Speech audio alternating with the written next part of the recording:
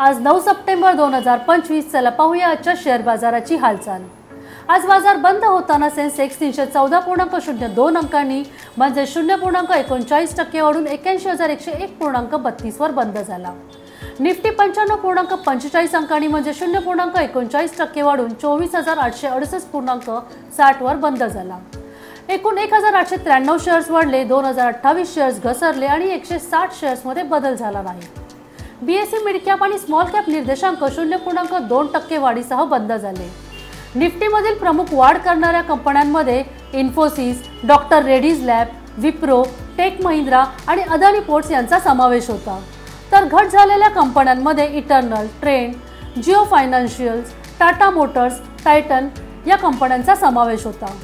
सेक्टरनुसार पाहता आयटी निर्देशांक 2.8% वाढला, फार्मा आणि एफएमसीजी निर्देशांक 0.5% वाढला, तर ऑइल अँड गॅस आणि रियालिटी निर्देशांक 0.3% घसरला। आज अमंता हेल्थकेअर या कंपनीचा आयपीओ प्रति शेअर ₹135 या किमतीला लिस्ट झाला।